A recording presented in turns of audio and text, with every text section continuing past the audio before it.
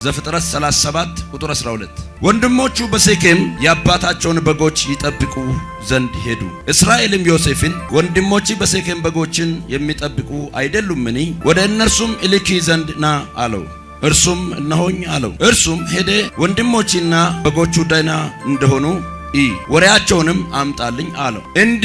እንዲህም ከኬብሮን ቆላ ሰደደው። ወደ ሴኬምም መጣ። እነሆም በምድረ በዳ ሲቅበዘበዝ ሳለ አንድ ሰው አገኘው። ሰውየውም ምን ትፈልጋለህ ብሎ ጠየቀው። እርሱም ወንድሞቼን ይፈልጋለሁ፣ በጎቼን የሚጠብቁበት ወዴት እንደሆነ እባክህ ንገረኝ አለ። ሰውየውም ከዚህ ተነስተዋል፣ ወደ ዶታይን እንሂድ ሲሉ ሰምቻለሁ አለው። ዮሴፍም ወንድሞቹን ተከታትሎ ሄደ፣ በዶታይን አገኛቸው። እነርሱም በሩቅ ሳለ አዩት። ወደ እነርሱም ገና ሳይቀርብ ይገድሉት ዘንድ በእርሱ ላይ ተማከሩ። ቁጥር 19 አንዱም ለአንዱ እንዲህ አለ፣ ያ ባለ ሕልም ይኸው መጣ። አሁንም ኑ እንግደለውና በአንድ ጉድጓድ ውስጥ እንጣለው፣ ክፉ አውሬ በለው እንላለን፣ ከሕልሞቹም የሚሆነውን እናያለን። ሕልም ይፈጸማል። የት ይደርሳል ብሎ የሚጠብቅ አውሬ አለ። ለአንድ ሰው መልእክት አለኝ። የትም አትደርስም፣ እግዚአብሔር ወዳለ ስፍራ ግን ትደርሳለህ።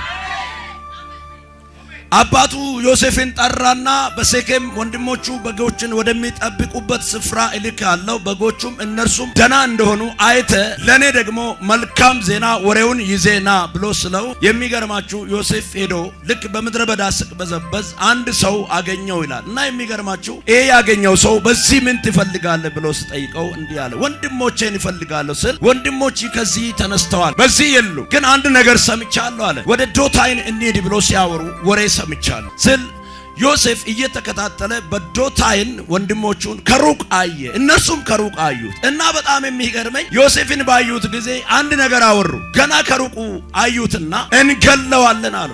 ምክንያቱም ዮሴፍን ሊገሉት የፈለጉበት ትልቁ ምክንያት ዮሴፍ ጋር ሕልም አለ፣ ዮሴፍ ጋር የብልጫ መንፈስ አለ። ዮሴፍ እንደማንኛውም ወንድሞች ዝም ብሎ የሚኖር ሰው ሳይሆን በክዳን እየተንቀሳቀሰ ያለ ሰው ነው። እግዚአብሔር በራእይ እየተገለጠ የነገውን ጉዳይ የሚነግረው ሰው ነው። ከፊት ለፊቱ ያለውን ከፍታ ያሳየው ሰው ነው። ስለዚህ ዮሴፍን አዩና ከሩቁ ገና ሲመጣ አይተው እንግደለውና እስቲ ከሕልሞቹ የቱ እንደሚፈጸም እናያለን ብለው ተናገሩ። ዛሬ መልእክት አለ። ክዳን ያለበት ሰው በክፎች ምክር አይሞትም። ተስፋ ያለው ሰው፣ እግዚአብሔር የተናገረው ሰው፣ ድምጽ ከላይ ሰምቶ የሚንቀሳቀስ ሰው፣ ራእይ ያለው ሰው በክፎች ምክር አይበላም። እስቲ አንድ ሰው አልበላም በልባክ። እና በጣም የሚገርመኝ ዮሴፍን ለምን እንደጠሉት መጽሐፍ ቅዱስ ከቁጥር 1 ጀምሮ ሲታዩ ይናገራል። ዮሴፍ ስለ ወንድሞቹ ሕልም አለመ። ዮሴፍ በቤታቸው በወንድሞቹ ላይ እግዚአብሔር ራስ እንደሚያደርገው እግዚአብሔር እንደሚያነግሰው በተናገረ ጊዜ የሚገርማችሁ ዮሴፍ ያንን ያየውን ራእይ ስለ ናዶ ተናገረ እና የኔ ናዶ ቀጥ ብላ ቆማ የናንተ ናዶ ለኔ ስትሰግድ አየው ስል አንድ ውስጣቸውን ሼክ አረገ። ምን ለማለት አስበው ነው? እኛ ለሱ ልንሰግድ ነው አሉ። በጣም ውስጣቸው በቃ መቆራቆር ጀመረ። ይሄ ልጅ ምን እያወራ ነው አሉ። ሃሌሉያ። አሁንም ጌታ ደገመና አንድ ራእይ ገለጠለት። ጨረቃና ፀሐይ ከዛ 11 ከዋክብት ሲሰግዱለት አሳየው። መጣና አባዬ አለ፣ እናቴ፣ ወንድሞቼ ተሰብሰቡ፣ አንድ ራእይ አይቻለሁ። 11 ከዋክብት ጨረቃና ፀሐይ ለኔ ሲሰግዱልኝ አይቻለሁ ስል የሚገርማችሁ አባቱ እንኳን እንዲያለ ባሁኑ እኛ ላንተ እንድንሰግድ ነው ክፉ ነገር አይታል። እና በጣም የሚገርመኝ ከዚህ ሕልም የተነሳ ነው ዮሴፍ የተጠላው። ሕልም ሲኖር ትገፋል፣ ራእይ ሲኖር ትጠላል። ራእይ ሲኖር አብሮ የበላ ሰው አንተን እንዳትበልጠው ሁልጊዜ ያግታል። ራእይ ሲኖር አብሮ ያለ ሰው እድገትን አይፈልግም፣ ስኬትን አይፈልግም፣ ማለፍ አይፈልግም። በዙሪያ ያሉ ጥቃቅን ቀበሮች ሁሉ ይሰለፉብሃል። ራእይ ያለበትን ሰው ጎረቤት ይነሳበታል፣ ሰፈር ይነሳበታል፣ የአየሩ አለቃር ይነሳበታል። ራእይ ያለው ሰው ግን እየበተነ ያልፋል። ይሄ መልእክት ላንቺ ነው። ይሄ መልእክት ላንተ ነው። አሜን ብለህ ብትወስድ ይሻላል። ስለዚህ ራእይ ያለው ሰው ከሩቅ ሲመጣ አዩ። የሚገርማችሁ ስንቅ እኮ ነው የተሸከመ። ለእነርሱ እኮ የክፉ ቀን ደራሽ እኮ ነው። በተራቡበት እኮ ነው አባቱ አሸክሞት ላከው። ነገር ግን አዩትና ከሩቁ ስለ ሕልሙ ስለጠሉት ጠሉትላል እና ስለ ሕልሙ ስለጠሉት እንግደለውና እስቲ ከሕልሞቹ ደግሞ የቱ እንደሚፈጸም እናያለን። እስቲ አንድ ሰው ሕልሜ ይፈጸማል። እስቲ ሕልም ያለው ሰው፣ ራእይ ያለው ሰው፣ ተስፋ ያለው ሰው፣ ነገ የሚደርስበትን ዛሬ ላይ ሆኖ ያየ ሰው ዛሬ መልእክት አለ። ስለዚህ የተሰለፉብን ጥቃቅን ቀበሮች አልፈ ትሄዳለህ። ጥቃቅን እጆች ላያግቱ አልፈ ትሄዳለህ። ላይዙ አልፈ ትሄዳለህ። እስቲ አንድ ሰው አልፌ እሄዳለሁ ይበል። እስቲ አጠገብ ያለ ሰው ገፋ አድርገውና እኔ የሚገፋው ህልም ስላለኝ እንደሆነ አውቃለሁ። ራእይ አለኝ በለው እስቲ። ራእይ የሌለው ሰው እየሰራ አይለወጥም፣ እየነገደ አይለወጥም፣ እየሮጠም አይቀድምም። ራእይ ያለው ሰው ሁሉ ጊዜ በተመሳሳይ ህይወት ውስጥ ይኖራል። ራእይ ያለው ሰው ግን በኑሮ እንኳን ያስቀናል። ዛሬ መልእክት አለኝ። የምታስቀኑ ሰዎች እንድትሆኑ እናገራለሁ።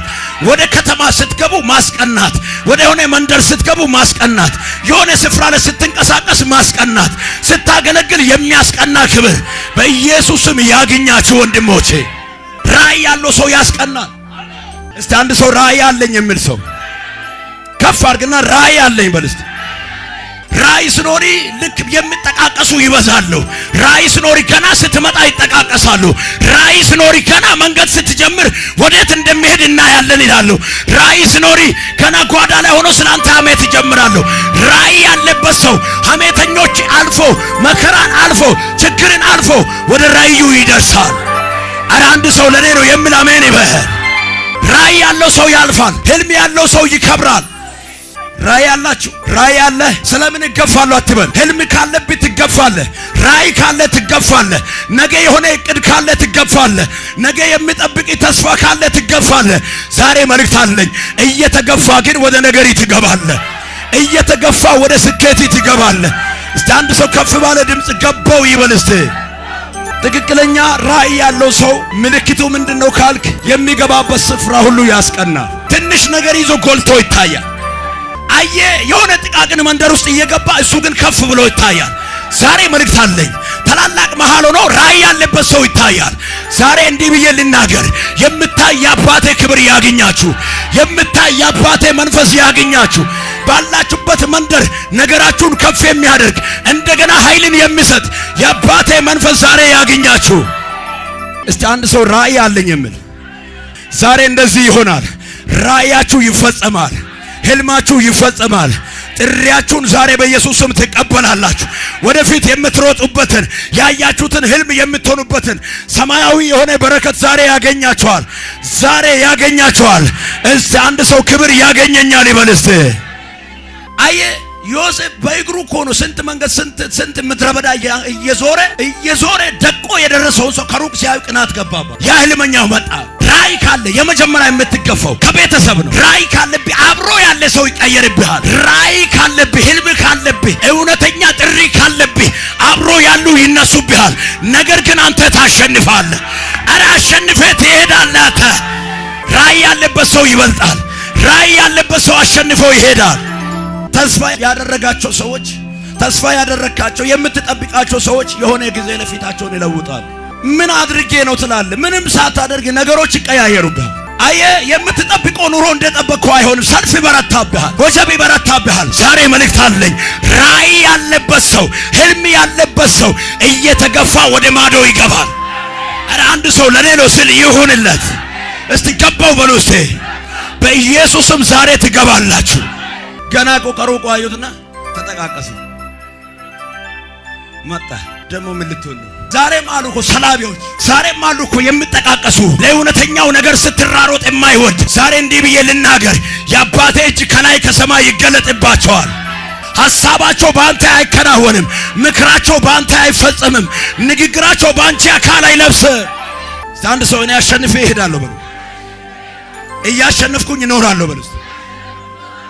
አትረባም የተባልክ ሰው አለ በዚህ መካከል። በእናቲ በአባቲ ቤተሰብ አትጠቅምም የተባልክ ሰው አለ። የትም አትደርስም የተባልክ ሰው አለ። የሆነ ነገር አይፈጸምም የተባልክ ሰው አለ። ዛሬ መልእክት አለኝ። የሰማይ አምላክ እግዚአብሔር እንደዚህ ያደርጋል። ነገርን በነገር ይሽርና ወደ ከፍታ ያደርሳል። አዋጁን በአዋጅ ገልብጦ ወደ በረከት ያስገባሃል። አረ አንድ ሰው አሜን ስል ይሁንለት።